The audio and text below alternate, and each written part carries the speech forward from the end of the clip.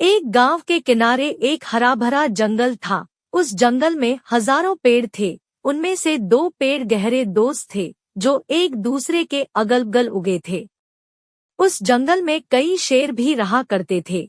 वे अन्य छोटे जंगली जानवरों का शिकार करते, उन्हें पेट भरते तक खाते और बचा हुआ मांस यूं ही छोड़कर चले जाते। सड़े हुए मांस के कारण जंगल में काफी बदबू फैलती थी और जंगल की हवा प्रदूषित होती थी। एक दिन दोनों पेड़ इसी विषय पर चर्चा कर रहे थे। एक पेड़ बोला, इन शेरों के कारण पूरे जंगल की हवा प्रदूषित हो गई है। यहाँ हर समय कितनी बदबू फैली रहती है। इन शेरों को तो खदेड़कर जंगल से बाहर कर देना चाहिए। दूसरे पेड़ ने हाँ में हाँ मिलाते हुए कहा, बिल्कुल सही कहा दोस्त। हम सब इन शेरों से परेशान हैं। इन्हें भगाने के लिए हमें कुछ करना चाहिए। दोनों पेड़ों की बातें एक बूढ़ा और बुद्धिमान पेड़ सुन रहा था।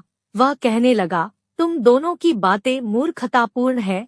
ये तो सोचो कि इन शेरों के कारण हम सुरक्षित हैं। इनके डर से कोई लकड़हारा इस जंगल में लकड़ियां काटने नहीं आता। शेर चले गए तो हम भी कुछ दिनों के मेहमान होंगे। बूढ़े पेड़ की सलाह पर दोनों पेड़ों ने कोई ध्यान नहीं दिया।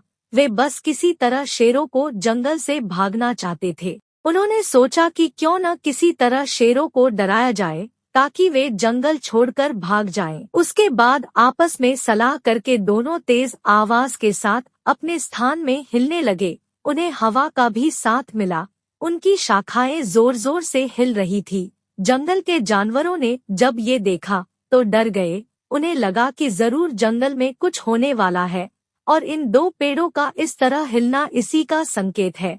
वे सब जंगल छोड़कर जाने लगे। शेरों ने भी जंगल छोड़ दिया। ये देखकर दोनों पेड़ बहुत खुश हुए और कहने लगे कि अब जंगल में शुद्ध हवा बहेगी और हम शुद्ध वातावरण में रहेंगे। बुद्धिमान बूढ़े पेड़ ने लगा, अब हम सबका अंत आने वाला है। दोनों पेड़ों ने बूढ़े पेड़ की बात हंसी में उड़ा दी और अपने मजे में लगे रहे।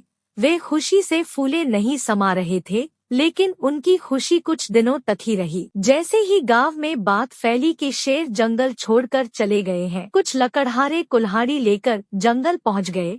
अब उन्हें शेरों का कोई डर नहीं था। वे बिना किसी डर के पेड़ों को काटने लगे। ये देख दोनों पेड़ बहुत डर गए और सोचने लगे कि उन्हें बूढ़े पेड़ की बात मान लेनी चाहिए थी, मगर अब वे कुछ नहीं कर सकते थे। और कुछ दिनों बाद उनकी भी बारी आ गई। लकड़हारे ने उनको भी काट डाला।